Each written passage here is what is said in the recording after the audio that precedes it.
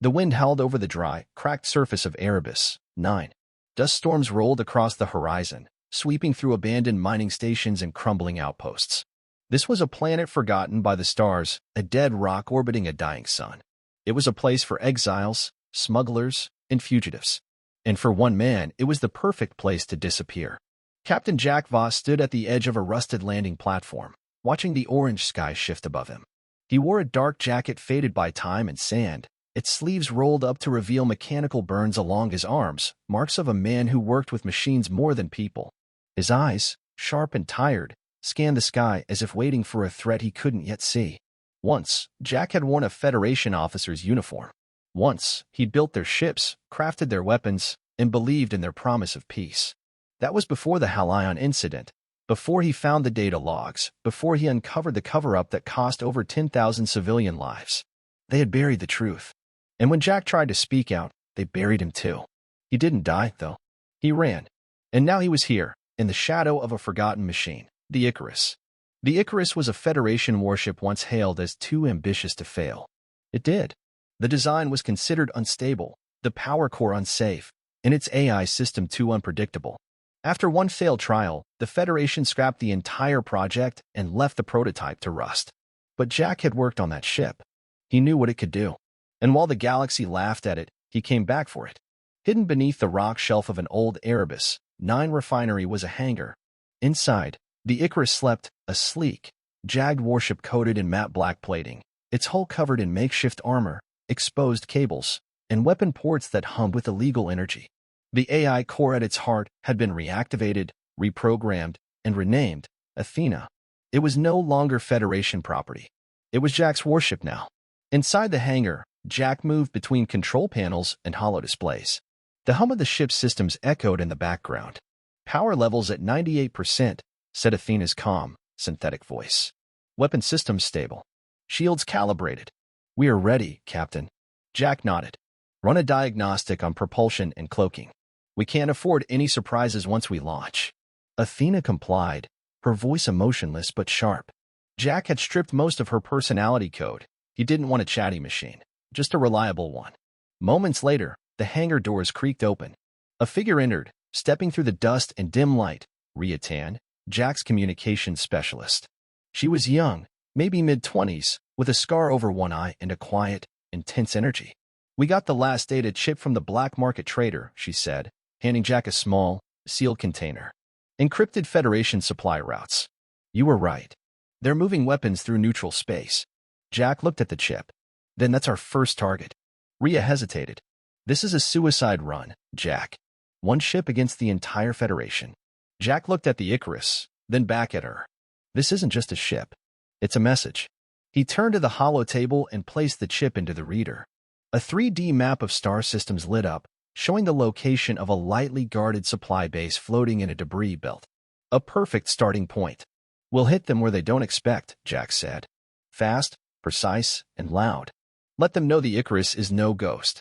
Let them know I'm still here. Rhea nodded. There was fear in her eyes, but also something else, belief. Jack stepped toward the control panel and issued the command. Prep for launch. We move at sunrise. As the engines of the Icarus powered up, the walls of the hangar trembled. Lights flickered as Athena initiated the pre-flight sequence. The ship that had been laughed at, abandoned, and left to rot was alive again.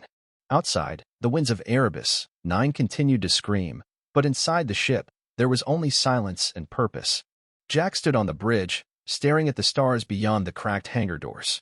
They thought the Icarus was a failure. They thought he was dead. They were wrong. The stars looked different from the bridge of the Icarus. Not because they had changed, but because Captain Jack Voss had. Once, he had watched the stars from a Federation cruiser, surrounded by polished metal, crisp uniforms, and blind loyalty. Now, he stood inside a ship that most believed had been scrapped for parts, watching the galaxy through reinforced glass streaked with heat damage and carbon scoring. The Icarus was no longer a failed prototype. It was reborn. Jack sat in the captain's chair, hands resting on the worn controls. The hum of the engine was steady now, and the scent of metal, oil, and recycled air filled the bridge. Around him, his crew moved quickly, checking systems and running diagnostics. They weren't soldiers. They weren't trained. But they were ready. Rhea Tan, his communications expert, adjusted her headset and nodded. Long-range scanners are clear. No patrols in the area. Across from her, Dax Corin, a quiet man with cybernetic implants along his spine, monitored the ship's propulsion. He was a former smuggler, now their pilot and engineer. He barely spoke, but when he did, it was always with certainty. "Cloaking field holding," he said, eyes on the console. "We're a ghost, Captain." Jack nodded. "Then let's hunt them." Their target was a Federation supply base orbiting a shattered moon in Sector K-17. The base was small, a refueling station used to restock cargo cruisers and long-range transports. Its security was light, just 2 automated turrets and a pair of outdated defense drones. Normally, it wasn't worth noticing. That's why Jack picked it. He wasn't trying to win a war. Not yet. He was trying to make a statement. "AI interface online," said Athena, her voice echoing through the bridge. "Target lock sequence ready. Coordinates locked." The Icarus slipped through space like a shadow. Its hull shimmered as the cloaking system disguised it from scanners. Jack watched the base grow larger on the view screen. He could see the blinking lights of the landing platforms, the faint movement of cargo shuttles. It looked peaceful. He knew better. "Rhea," Jack said, "open a channel. Passive signal only." Rhea tapped a few buttons. "Open." No response. "They don't know we're here." Jack took a breath. His hands didn't shake. His heart was steady. This wasn't revenge, it was justice. "Arm weapons," he said. "Prepare to fire on my command." The Icarus's weapon systems hummed alive. Twin ion cannons, missile pods, and an energy rail gun, illegal tech, all of it, salvaged and upgraded in secret. The Federation had banned this kind of firepower after the Orion Wars. Jack had kept the blueprints anyway. Dax turned from his console. "Weapons hot. Target the control tower, fuel lines, and their comms relay," Jack ordered. "We disable them. No civilian casualties." "Coordinates locked," Athena confirmed. "Ready for engagement." Jack's fingers hovered over the command switch. He stared at the base, then flicked the switch forward. "Fire." The Icarus roared. In seconds, blue energy blasts slammed into the base's control tower. The structure exploded in a silent flash. Missiles tore through fuel lines, sending fire through the docking bays. One of the turrets turned to respond, but the Icarus had already shifted, disappearing into the shadow of the moon. Inside the base, alarms blared. Emergency lights flickered.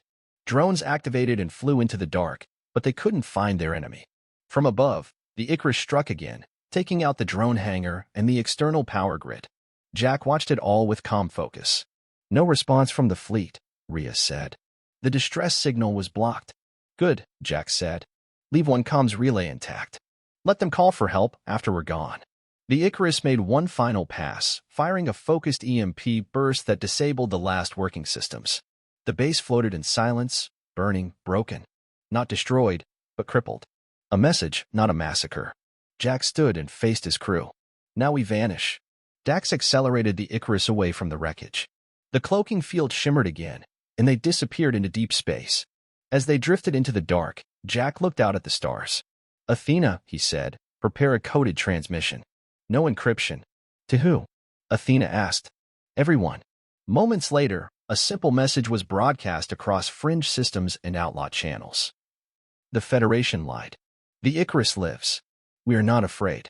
It was short, clear, sharp, and it was heard. Far away, in a command tower floating above the Federal Core, Admiral Cale Draven stared at the transmission. His face was still, but his eyes were hard. "Jack Voss," he said under his breath. "I should have ended you years ago."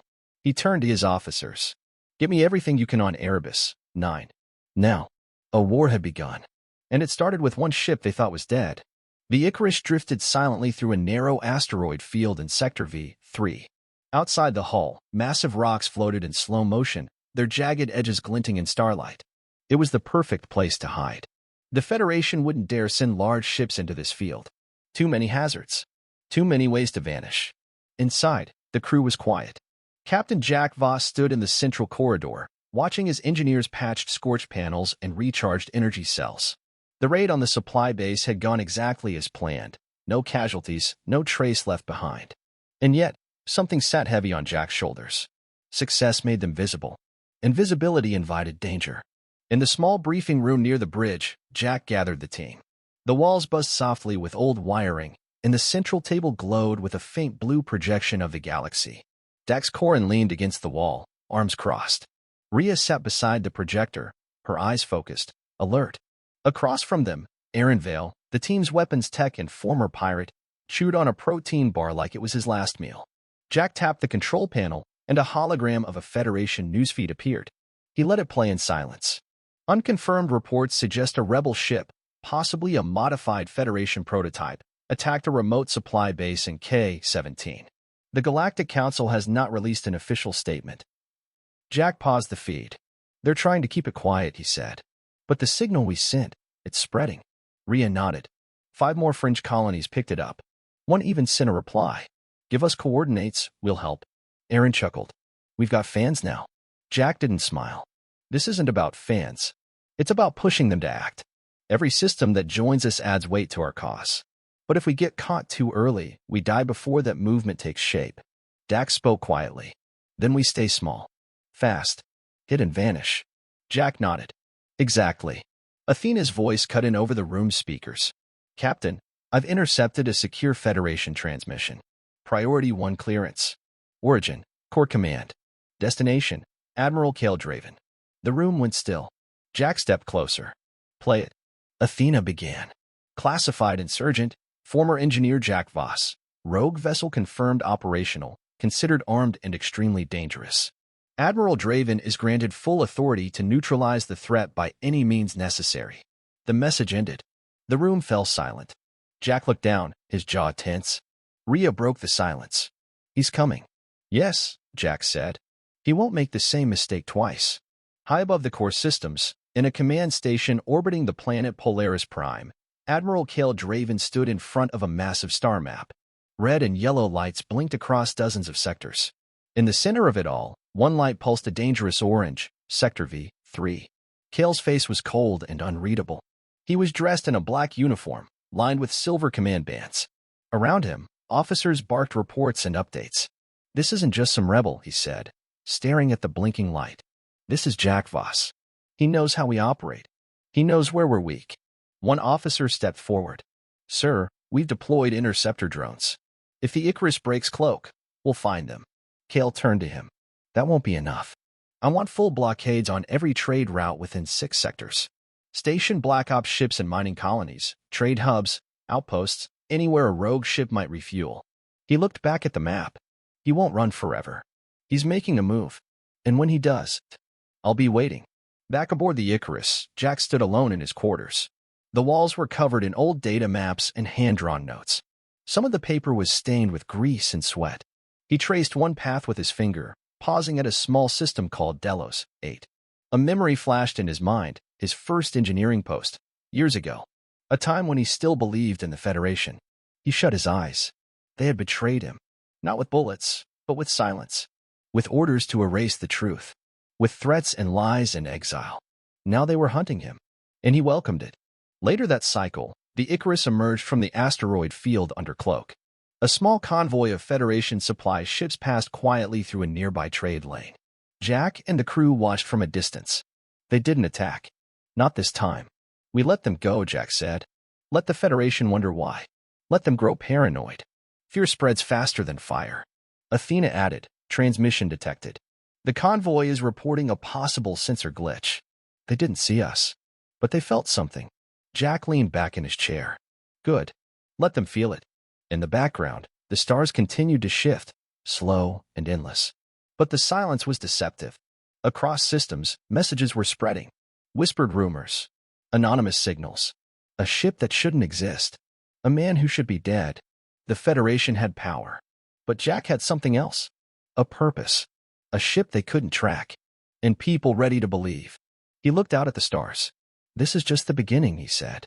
The Icarus drifted in the shadow of a burned-out gas giant in Sector E9. Around it, silence stretched across the void. There were no signals, no nearby traffic, and no signs of life, only the dark hum of distant gravity and the faint glow of dying stars.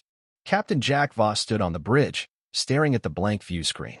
His hands were resting on the railing, his mind far away. They had just escaped another close call. 2 days ago, they raided a fuel station guarded by a small Federation patrol. It was a quick job, clean and silent. But before they could jump, one drone got off a distress ping. The Icarus escaped, but not without damage. One of the rear thrusters was still offline. Systems needed repairs. The crew needed rest. But what weighed on Jack wasn't the ship. It was the growing risk and the questions that followed.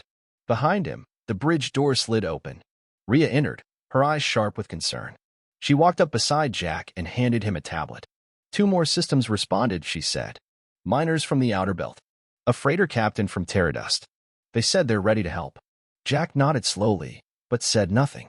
She looked at him. That's not good news to you? It is, he said. But it's also dangerous. Every person who joins us becomes a target. The Federation won't just sit and watch this spread. They already aren't, Rhea said. Draven's ships are locking down everything within 6 sectors. Jack turned to face her fully. Then it's working. But Rhea didn't smile. Her voice dropped. And how long until we push too far? We're not an army. We're a single ship. Half our systems are held together with wires and hope. Jack didn't answer. He didn't have to. They both knew the truth. Later, in the mess hall, the crew gathered around a worn metal table. Plates clanked, steam rose from food packs, and the low hum of the ship's core rumbled beneath their feet. The room was dim, lit by a few overhead lights. Aaron leaned forward, holding a spoon in one hand and a datapad in the other. Listen to this, he said. Some colony on Merak. 2 blew up a local Federation outpost last night. No casualties, but they painted the Icarus emblem on the side. Big damn V-shaped wings and everything. Dax, sitting across from him, raised an eyebrow. We didn't even go to Merak, too. Doesn't matter, Aaron said. They think we did. We're becoming a symbol. Jack entered the room quietly and sat down. Everyone went still. He looked around. You're all doing good work. Better than anyone expected. A few nods followed. No one said anything. Jack leaned forward. But we need to talk about what happens next. The room grew quiet again. The only sound was the low hum of the engine. We're not just running anymore, Jack said. We're fighting. That means risks. Real ones. Dax broke the silence. We already knew that. Jack met his eyes. Did you know we'd be hunted like animals? That every system we pass might turn us in? That if we die, no one's coming to save us. Rhea looked down at her plate. Aaron spoke next, his voice low. What are you trying to say, Jack? Jack paused, then said it plainly. You can leave. If this isn't what you signed up for, I'll find you a safe drop point. No judgment. No blame. No one moved. Finally, Rhea stood. We all have reasons for being here. Mine hasn't changed. She sat down again, firm and steady. One by one, the others nodded. Jack didn't smile, but there was something softer in his voice now. Then we need to do this right. In the command room later that night, Jack stood alone, staring at the galaxy map. Systems blinked with red marks, Federation blockades, patrol paths, fortified trade routes. Athena's voice came through quietly. You are becoming unpredictable, Captain. Federation algorithms cannot map your future actions. Jack didn't look away. That's the idea. Athena paused. Would you like me to suggest possible targets? Not yet, Jack said. First, I want to send a message. To whom? To everyone. He pressed a command key. A camera drone lowered from the ceiling, floating in front of him. He stood still, back straight, voice clear.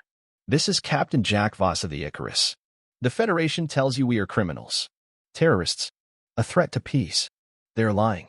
Peace built on silence is not peace. It is control. I've seen what they hide. I've lived the truth they erase. We do not want war. We want freedom. If you feel the same, speak. Rise. You don't need a warship to make a difference. You just need courage. He cut the feed. Athena, he said, send that to every back channel we've got. Yes, Captain. The message spread like wildfire. Across mining colonies, data hubs, farming satellites, and forgotten stations, people watched Jack's face and heard his words. Some turned away in fear. Others listened and decided they'd had enough. Small uprisings began. Not with guns, but with action. Workers refused shipments. Stations locked out Federation scanners. Outposts painted the Icarus symbol on their walls. The Federation tightened its grip. But the cracks were forming. And at the center of it all, in the cold of deep space, a single ship waited in the dark. Not hiding. Preparing. The Icarus coasted through the dark, silent void near the edge of the core systems. All lights inside the ship were dimmed, cloaking systems fully engaged. No signals. No chatter. Nothing to give away their presence. Captain Jack Voss sat alone on the bridge, staring at the star chart on the main console. His eyes were red from sleepless hours, but his mind was sharp. The path ahead was clear now. There would be no more raids, no more broadcasts, no more hiding. It was time for the final strike. The target, Echelon Prime, the Federation's primary command station.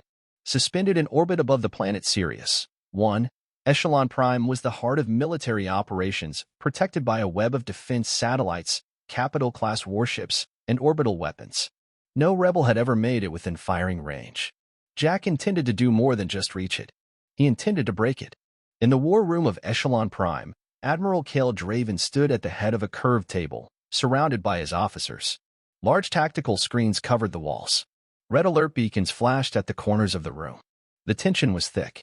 The signal originated from a dead system near Sector E-9, one officer reported. By the time our ships arrived, the Icarus was gone. They're circling, another added. Planning something. Cale narrowed his eyes. No, he said. Jack doesn't circle. He commits. He's not just trying to win, he's trying to send a message. He looked toward the screen showing the Sirius system. He'll come for this station. The room fell silent. Double the defense grid, Cale ordered. Deploy all interceptors. Prepare the flagship.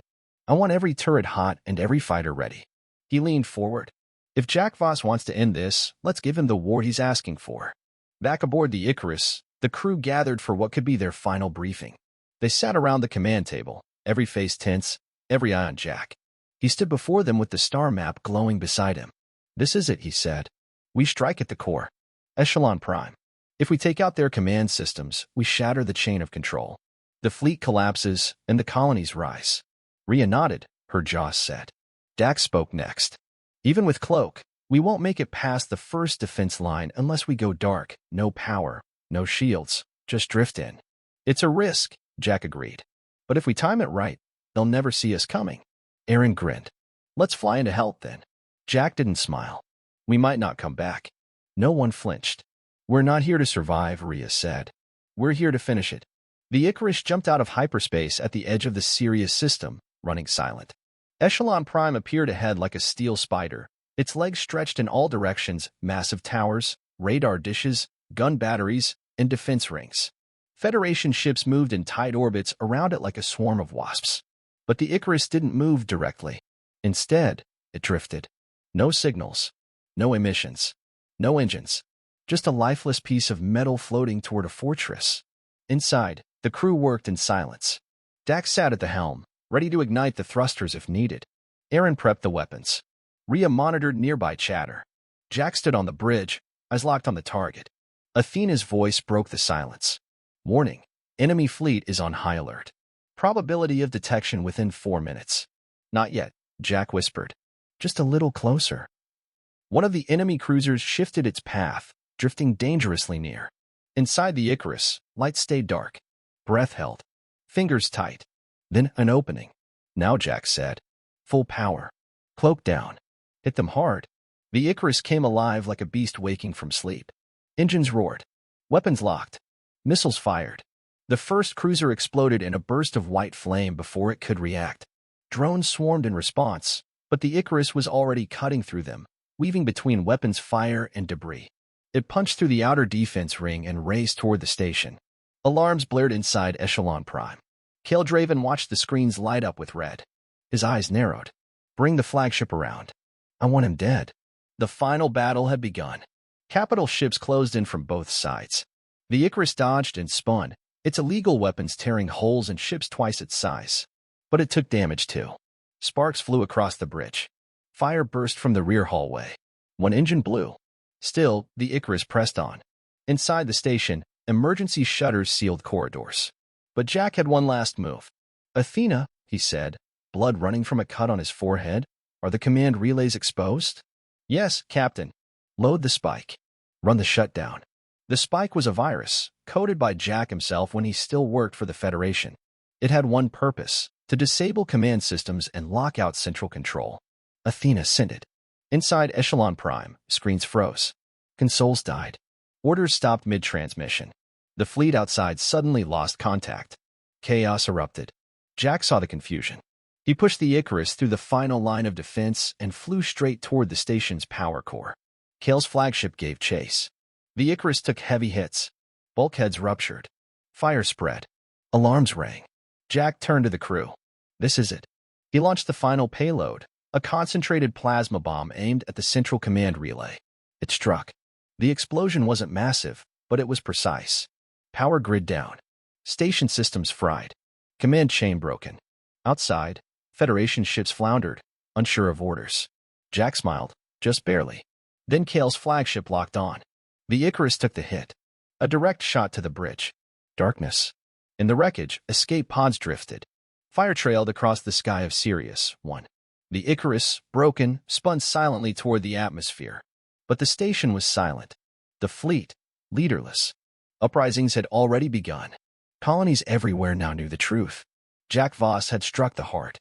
Silence filled the void above Sirius 1. Smoke and shattered metal drifted where once the Federation's strongest command center stood. The wreckage of cruisers and fighter drones floated in orbit, glowing faintly from the heat of battle. Echelon Prime was dead, its systems fried, its control network offline. For the first time in decades, the Galactic Federation had no voice, no orders, and no way to respond. Among the wreckage, one thing was missing. The Icarus. The warship that should not have existed had vanished into the black. Far below, in the desert outskirts of a forgotten colony on Sirius 1, a small escape pod slammed into the sand, rolled, then hissed to a stop. Its emergency hatch burst open. Captain Jack Voss crawled out, coughing, blood staining his temple. His uniform was torn. His body was battered. Every movement hurt. But he was alive. He lay on the sand for a long moment, staring up at the sky. Fire trails still burned high above as broken Federation ships fell slowly into the atmosphere. The air smelled of dust and plasma. He pulled himself up and stumbled toward the distant lights of the colony. Inside the colony's underground shelter, Jack sat in silence with the survivors of his crew, Rhea, Dax, Aaron, bandaged and bruised, but breathing. They didn't speak at first. Words felt too heavy. Finally, Rhea said, "It worked." Jack didn't answer. He simply closed his eyes and listened. Outside, the news had already begun to spread. Across the galaxy, civilian broadcasts were crackling with the same message. Echelon Prime has fallen. The Federation command chain is broken. The Icarus lives. From mining colonies to orbital farms, from pirate hideouts to corporate cities, the effect was immediate. No more whispers. No more doubt. People rose. Small resistance cells began striking local outposts. Protesters flooded administrative hubs. Even Federation officers, confused and disconnected, began walking away from their posts. The galaxy was no longer under one voice. A week passed. No one saw the Icarus again. Some said it had been destroyed with the last shot fired. Others claimed it slipped back into deep space, hiding in the shadows once more. A few believed the ship was alive, waiting in the stars for the next voice of rebellion. In the quiet days that followed, stories spread like wildfire. They spoke of a warship that was mocked, left to rot, forgotten. They spoke of a captain who didn't want power, only truth. They told of one ship that ended an empire. On a remote moon, a child sat beside his grandfather, listening wide-eyed as the old man retold the tale. The Federation thought it was just a broken machine, the man said. But it wasn't. It was a symbol, a spark. You see, son, that warship was never meant to follow orders. It was built to defy them. The boy whispered, "What happened to the captain?" The old man smiled faintly. No one knows for sure. But maybe that's the point. He pointed to the stars. Out there, somewhere, a new future is being written. And if we ever need a reminder that one voice can change everything, just look for the wings of the Icarus. And high above, lost in the black sea of stars, two faint lights blinked in silence. Watching. Waiting. The symbol of a forgotten ship, burned into memory.